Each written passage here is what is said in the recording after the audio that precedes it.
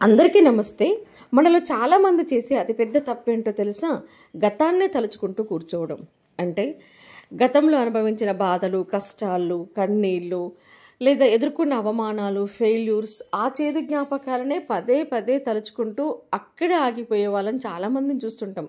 అంటే గతం కంటే ప్రస్తుతం ఆనందంగా ఉన్నా కూడా ఈ ఆనందాన్ని స్వీకరించేటువంటి మనసు కూడా వాళ్ళకు ఉండదు. అంటే ఇప్పటి ఆనందం కనపడదు, గత బాధలే కనపడుతుంటాయి. గుర్తుపెట్టుకోండి, మనం గతాన్ని ఎప్పటికప్పుడు వదిలేస్తేనే భవిష్యత్తులోకి నడవగలం, ముందుకు సాగగలం. గతం అనేది మనకు ఒక లెసన్ మాత్రమే, ఒక పాఠశాల. అక్కడ ఏం నేర్పుతుంది మనకి?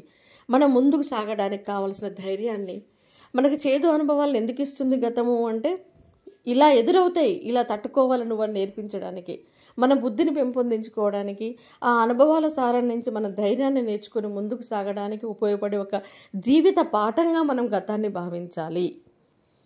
గతాన్ని ఒక పాఠంలా భావిస్తే తప్ప మనం ఆ అనుభవాలతోటి ముందుకు సాగలేం.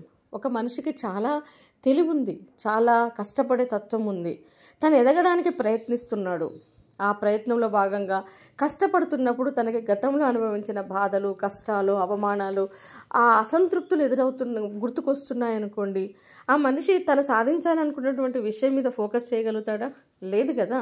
అది వదిలేస్తేనే ఇప్పుడున్నటువంటి లక్ష్యం మీద ఫోకస్ చేయగలుగుతాడు. అవునా కదా?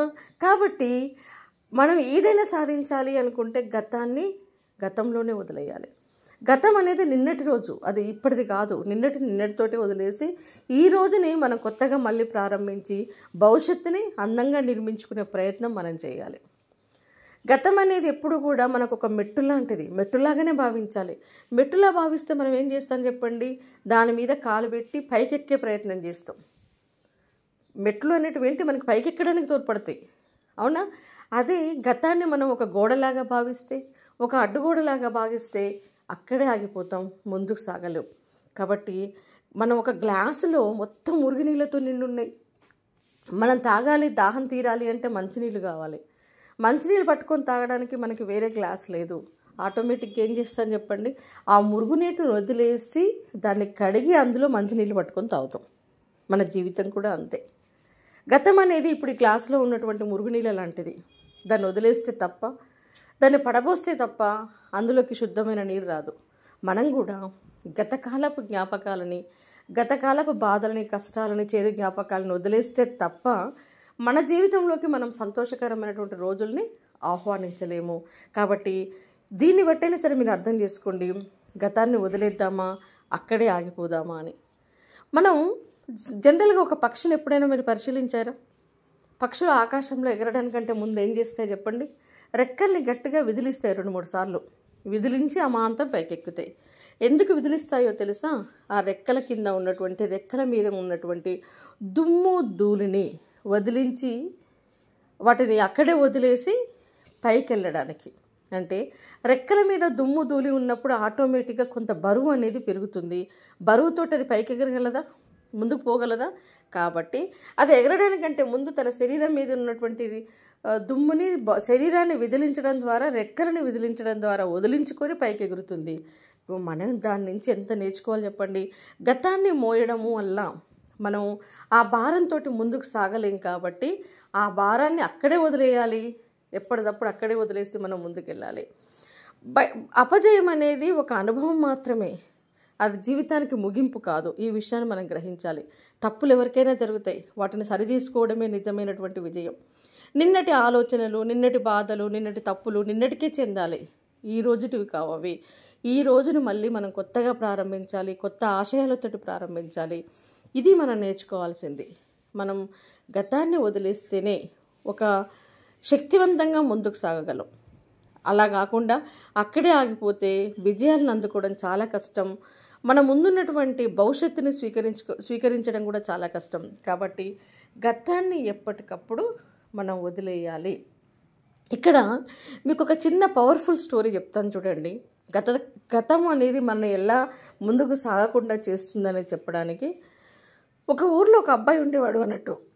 చాలా తెలివైన వాడు, చాలా కష్టపడి పనిచేసేవాడు. కానీ తన జీవితంలో తను ఎదుర్కొన్నటువంటి అపజయాలు, తనకు ఎదురైనటువంటి ఆ ఫెయిల్యూర్స్ని, తను చేసిన కొన్ని తప్పుల కారణంగా వాటినే పదే పదే గుర్తు చేసుకుంటూ ఎప్పుడూ ఒక విచారంలో ఉండేవాడు అన్నట్టు. తెలివైన వాడే, కష్టపడే నేచర్ ఉంది, దానికి తోడు విచారంగా కూడా ఉండేవాడు.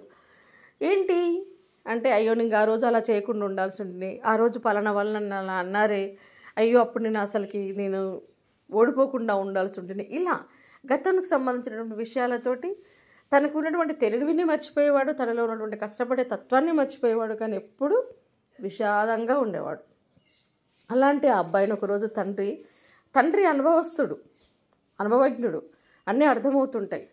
తండ్రి కదిలిస్తే చెప్పాడు, నాన్న నేను అప్పుడు అలా చేయకుండా ఉండాల్సి ఉంటుంది, ఇలా చేయకుండా ఉండాల్సి ఉంటుంది, అవన్నీ గుర్తుకొస్తున్నాయి, బాధ అవుతుంది అని. సో సరే మన ఇద్దరం కలిసి బయటికి వెళ్దాం రా అని చెప్పేసి అతన్ని తీసుకొని బయటికి వెళ్ళాడట తండ్రి. వెళ్ళేసి ఒక పెద్ద కొండ ప్రాంతానికి తీసుకెళ్ళిపోయి ఇప్పుడు మనం ఒక చిన్న టాస్క్ పెట్టుకుందాము, ఆ తర్వాత నీతో మాట్లాడతాను అని చెప్పాడు. ఆ టాస్క్ ఏంటి అంటే, ఒక బస్తా నిండా రాళ్ళు రప్పలు నింపేసి ఏమన్నాడు, ఇవన్నీ మనకు అవసరం పడతాయి, ఓకే, వీటిని నువ్వు పైదాకా మోసుకొని రావాలి ఎక్కడ ఆపకుండా అని చెప్పేసి, ఇవి మోసుకుంటూ నువ్వు పైకి ఎక్కాలి అని చెప్పేసి ఆ బస్తా మూటని తన నెత్తి మీద పెట్టేసింది అన్నట్టు. సరే నాన్న అని చెప్పేసి అబ్బాయి ఆ బస్తాను పట్టుకొని పైకి ఎక్కడం మొదలుపెట్టాడు. క్రమక్రమంగా కొద్ది దూరం పోయాడు బాగానే. ఇక అది బరువు అయిపోతుంది ఆ రాళ్ళ బస్తా. ఏం చేశాడు, రాళ్ళ మూట బరువు అవుతున్నప్పుడు, నాన్న ఇదేంటి నాన్న, ఈ మూటతో నేను నడవలేను నాన్న, నా వల్ల కాదు అన్నాడు. అప్పుడు ఆ తండ్రి అన్నాడు, సరే నీకు అది ఓపెన్ చేసి అందులో ఈ మరీ బాగలేవు ఈ పనికిరాని రాళ్ళని ఏం చేసుకుంటామని మీకు అనిపించినప్పుడు ఆ రాళ్ళని తీసేసే అన్నాడట. అన్నప్పుడు అబ్బాయి ఏం చేశాడు, ఆ మూట ఓపెన్ చేసి కొన్ని రాళ్ళని తీసేశాడు. కొంచెం బరువు అనేది తగ్గింది, కొద్ది దూరం మళ్ళీ సునాయాసంగా కొంచెం పర్వాలేదు ఎక్కగలిగాడు. మళ్ళీ పైకి ఎక్కుతుంటే మళ్ళీ బరువు వేసింది, నానా మళ్ళీ బరువు అవుతుంది, సరే ఇంకొన్ని రాళ్ళని తీసేయన్నాడట. మళ్ళీ మిగతా వాటిల్లో కొంచెం ఉన్న వాటిల్లో డస్ట్గా ఉన్న వాటిని, శుభ్రంగా లేని వాటిని, ఇవి ఎందుకులే అని చెప్పేసి మళ్ళీ వాటిని తీసేశాడు. ఇలా పైకి వెళ్తున్న కొద్దీ బరువు అనిపించినప్పుడల్లా కొన్ని రాళ్ళని తీసేస్తూ పోతుంటే చివరికి ఆ బస్తను అక్కడే వదిలేసి సునాయాసంగా పరిగెత్తుకుంటూ పైకి వెళ్ళిపోయాడు.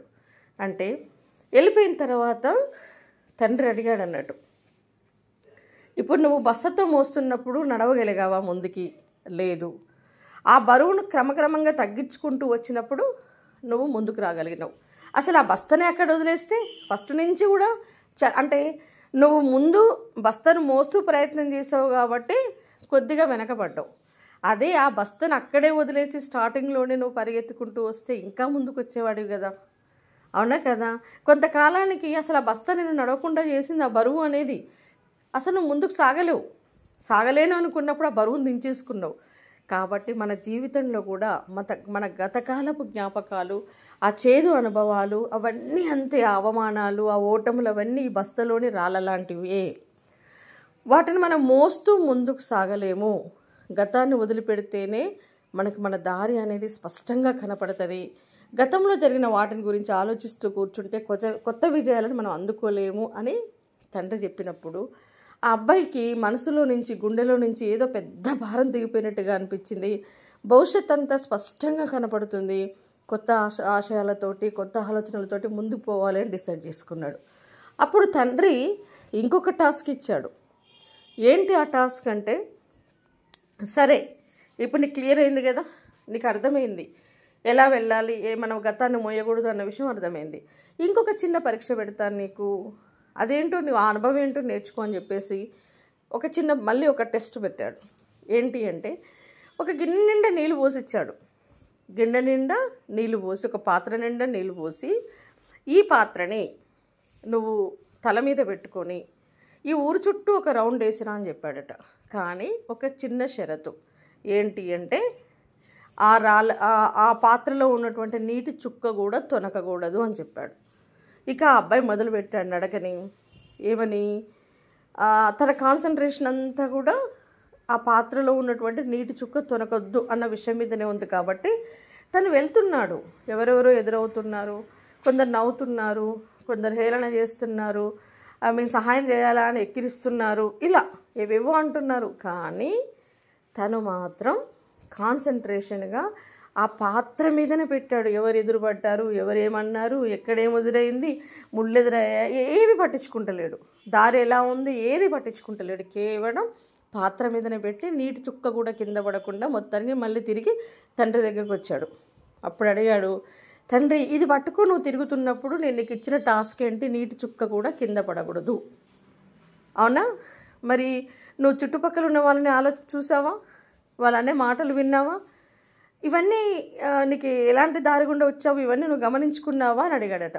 లేదు నాన్న, నా ఫోకస్ అంతా ఈ పాత్ర మీద పెట్టాను, నీళ్ళు కింద పడొద్దని చెప్పావు కదా అన్నాడట.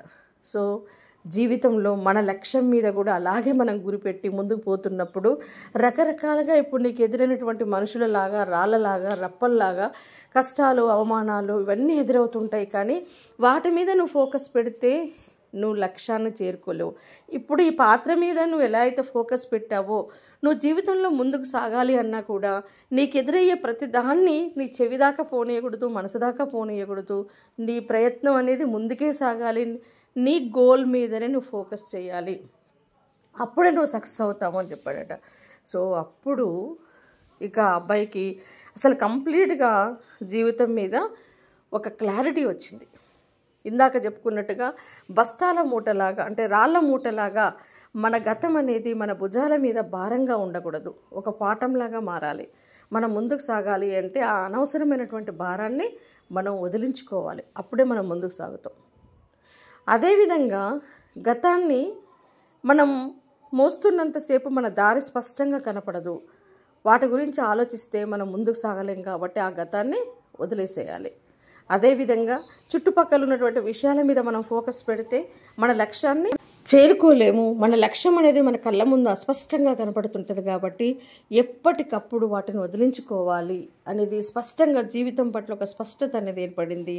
ఆ తర్వాత తను ఇక వెనక్కి తిరిగి చూసుకోకుండా గతాన్ని అక్కడే వదిలేసి ఆత్మవిశ్వాసంతో ముందుకు సాగడం మొదలుపెట్టాడు. గుర్తుపెట్టుకోండి, ఇప్పుడు చెప్పుకున్నాం, ఇన్ని ఎగ్జాంపుల్స్ చెప్పుకున్నాం. ఒక గ్లాసులో మురికి నీరు పోతేనే మంచి నీరు వస్తుంది. మన గతపు ఆలోచనలు పోతేనే మంచి ఆలోచనలు చేయగలుగుతాం. ఆ ఓటమిలోనే ఆగిపోతే మళ్ళీ విజయాన్ని అందుకోలేం. ఆ బాధల్లోనే ఆగిపోతే, ఆ అవమానాల దగ్గర ఆగిపోతే మళ్ళీ మనం సంతోషాలను పొందలేం. కాబట్టి దాన్ని వదిలేసేయండి. పక్షి రెక్క ఎలా విదిలించుకుందో పైకి ఎగిరే ముందు మనం కూడా ముందుకు సాగాలి అంటే మన గత కాలాన్ని విదిలించేసేయాలి, వదిలించుకోవాలి, దులిపేసుకోవాలి. పక్షి దుమ్మును దులుపుకున్నట్టుగా మనం కూడా దులిపేసుకోవాలి. అర్థమైందా? మనం రాళ్ళ మూటని ఎలా అయితే దించేసుకుంటేనే ముందుకు సాగాడో, మన మనసులో ఉన్నటువంటి గతకాలపు బాధల యొక్క మూటను కూడా మనం దింపేసుకుంటేనే ముందుకు సాగగలం. కాబట్టి ప్రతి విషయాన్ని పాజిటివ్గా తీసుకొని, మనకు ఒక లెసన్ లాగా తీసుకొని వాటి నుంచి నేర్చుకుంటూ మనల్ని మనం మార్చుకుంటూ ముందుకు సాగడమే జీవితం.